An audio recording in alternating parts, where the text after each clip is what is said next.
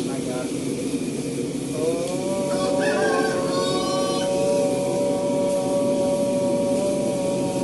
तत्सवितुर्वरेण्यं भर्गो देवस्य धीमहि धियो यो न प्रचोदयात्। अथ श्रुतिकैकैराजं जगतो बभूव सति पदस्तुष्पदय तस्मै देवाय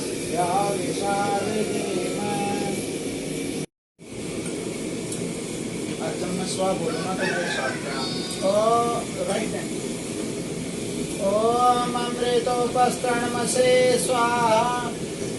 ऐसे ही सेकंड बार 3 बार कहना बिना आगे। ओम अमृतोपिदानमसे स्वाहा। अब ऐसे ही लास्ट बार श्वेतां स्वाहा। अब थोड़ा इसमें चल देगा राइट हैंड अपने साइड में छोड़ दो। अब लेफ्ट हैंड हिंदी बनाएंगे। स्वाग्ने प्रतिजाग्रहे त्वमिष्ठापोते संसृजेतामयं च अस्मिन् सदस्ते रजुतरस्मिन् विश्वे देवा यजमानश्च शेदत।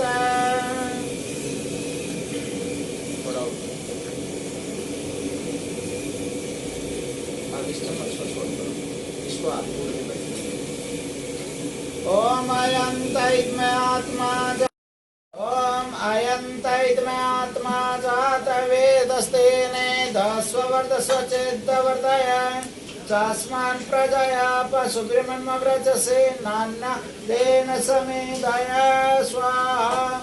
एतमग्नये जात वेदसेदनम् ओम अयंत आत्मा जात वेदस्तेने दस्वर्धस्व चेद्वर्धय चास्मान् प्रजया पशुभिर्मन्मव्रजसे नान्नादेन समेदय स्वाहा।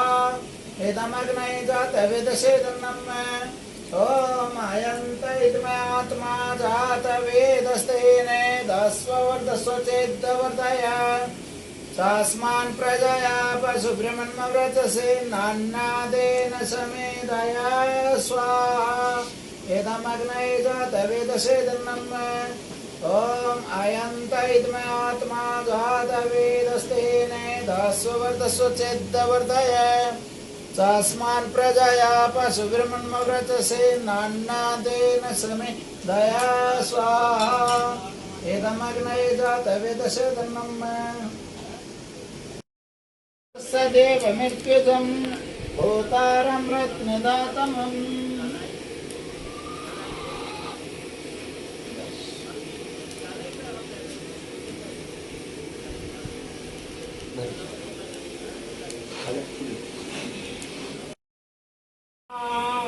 ओम सर्वमय पूर्णं स्वाहा।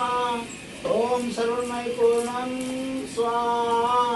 ओम सर्वमय पूर्णं स्वाहा। बस आप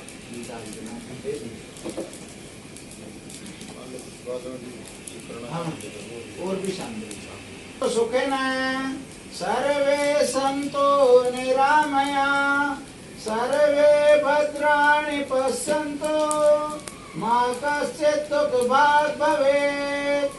सबका भला करो भगवान सब पर दया करो दयावान।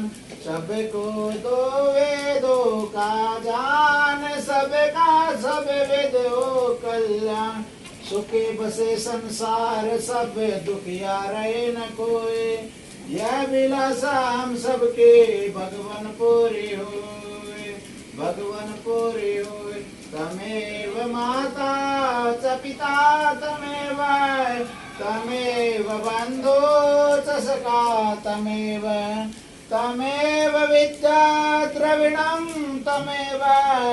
तमेव सर्वं मम देव देव। ओम द्यौ शांति अंतरिक्षं शांति पृथ्वी शांतिराप शांतिरोषधया शांति वनस्पतयः शांति विश्वे देवा शांति ब्रह्म शांति सर्वं शांति शांतिरेव शांति क्षमा शांतिरेधि। ओम शांति शांति शांति। जो बोले सो वह वैदिक धर्म की जय हो। ब्रह्म ऋषि विरजानंद की जय हो। महर्षि दयानंद की जय हो। स्वामी ओमानंद की जय हो। मर्यादा पुरुषोत्तम श्री रामचंद्र जी की जय हो। मर्यादा योगीराज श्री कृष्ण चंद्र जी की जय हो। वेद की ज्योति जलती रहे, ओम का झंडा उड़ता रहे। केडवंतो विश्वमार्यम, केडवंतो विश्वमार्यम। वैदिक ध्वनि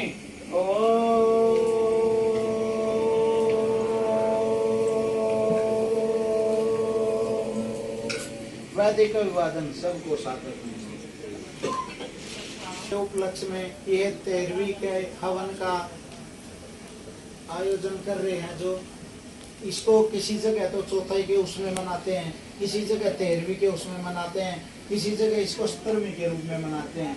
तो अकॉर्डिंग टू रूल जिसका जैसा हो ना वैसा अपना सब कर लेते हैं। जैसे हमारे पंजाबियों में 3 ही दिन के बाद उनका चौथा कर देते हैं। तो आज हमने हवन से प्रेरणा ली। क्या प्रेरणा? हमने इस 17वीं को प्रेरणा दिवस के रूप में मनाया है। इसका क्या, अब कई व्यक्ति कहते हैं प्रेरणा क्या आयोजन होता है कि आज हम इस 17वीं के हवन के उपलक्ष्य में इनके जीवन से कुछ सीख लेके अपने जीवन को इनके अकॉर्डिंग करने सोचे कि हे प्रभु, हमारी जो लता मंगेशकर बहन जी की स्वर्गीय वो आज जहाँ कहीं भी है, भगवान इस दिवगत आत्मा को शांति दे। और जो हम इनके गुण कर्म स्वभाव 3 चीज ऋषि जान ने बतलाई हैं, हम उनके आचरण को देखते हुए अगर हम उनका 100% में से 1% भी अपने जीवन में डाल लेते हैं तो समझ लेना हमारा प्रेरणा दिवस सफल है। नहीं तो हमने जो 17वीं की और हमने उनके गुण कर्म स्वभाव को अपने जीवन में नहीं उतारा तो ये सब निरर्थक है। स्वामी दयानंद कहते थे कि बच्चों, अगर किसी की भी 17वीं या अपने मम्मी पापा किसी की भी मनाते ना तो इसको 17वीं मत बोलो, इसको प्रेरणा दिवस बोलो, ताकि हम उनके जीवन से कुछ सीख ले सके। व्यक्ति जाने के बाद 3 ही चीजें छोड़ जाता है जीवन में, यश, कीर्ति और बल। जो उसकी कीर्ति होती है वो वहाँ पे कहेंगे कि हाँ भाई नवीन जी तो ऐसे थे, भाई कैसे थे, बहुत अच्छे थे, गरीबों के हेल्प करते थे, देश में यूनिवर्सिटी में इतने काम किए। फिर कहेंगे भाई बल किसका? अकबर भाई वो फलाना पहलवान था। कौन था? वो भाई राजेंद्र सिंह मोर थे, उसने ये कर दिया वो कर दिया। तो 3 चीजें जीवन में आत्मा की रहती है। बाकी तो जब है ना हम अंत्येष्टि संस्कार करते ना वहां जाते, किस लिए इकट्ठा होते? हम इसीलिए इकट्ठा होते हैं कि देखो यार इसके पास तो सब कुछ था, सब यहीं छोड़ के चला गया, सब मिट्टी हो गया।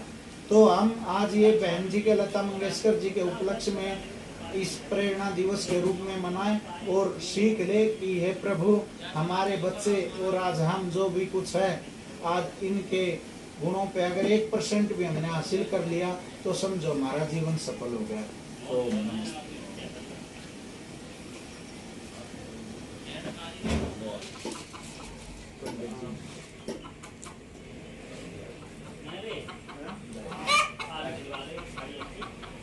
आप रहने दो जी। क्यों?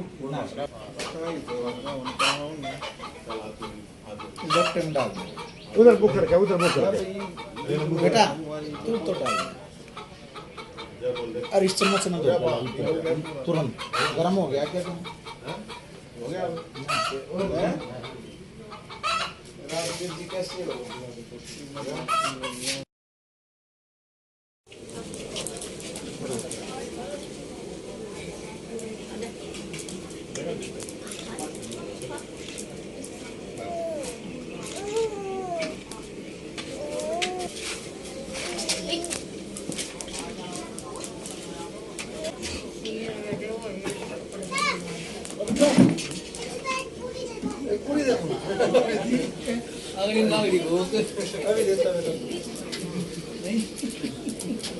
जलेबी ले लेंगे पूरी जगह।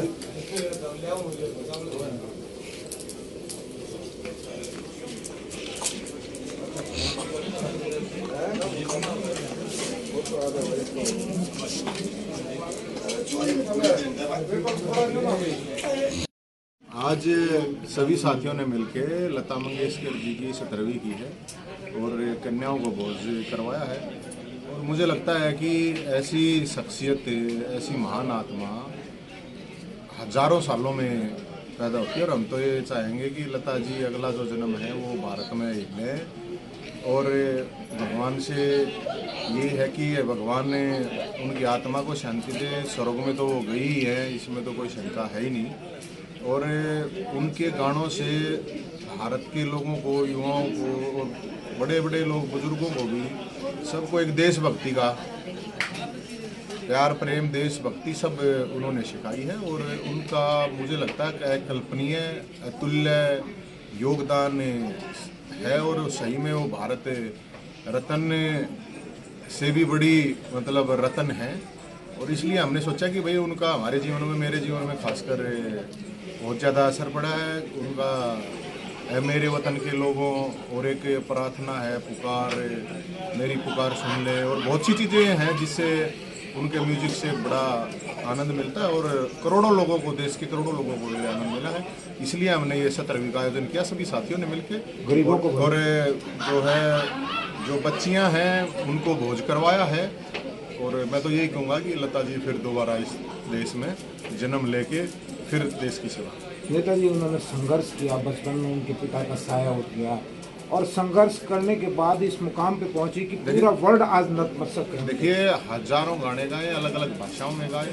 और लता जी एक अपने आप में संघर्ष की मिसाल है कि वो सभी बहनों को भी पाला, उन्होंने संघर्ष किया और आजीवन उन्होंने देश की सेवा करी है। और मुझे लगता है कि इतनी सेवा कर रखी है भाई साहब देश की लता जी ने लोगों को, क्योंकि एक संगीत जो है वो बहुत बड़ी चीज़ होता है। और उनके जो संगीत में जो एक आत्मा की शांति बोलते हैं ना, जिनको एक सुकून मिलता था, वो एक मेंटली मतलब सेटिस्फैक्शन की चीज़ थी। और बहुत से लोगों को, मुझे लगता है कि करोड़ों लोगों को उनसे फ़ायदा हुआ है। तो हमें लगा कि हमारा इतना तो ज़रूर बनता है कि उनकी 17वीं की जाए, क्योंकि हमारे कल्चर में, अपना हरियाणवी उसमें 17वीं जो बुज़ुर्ग होती हैं उनकी 17वीं की जाती है। और 92 की जो एज थी उनकी, और हमेशा हमारे दिलों में रहेगी, हमारे क्या करोड़ों लोगों के दिलों में, देश के लोगों में रहेगी।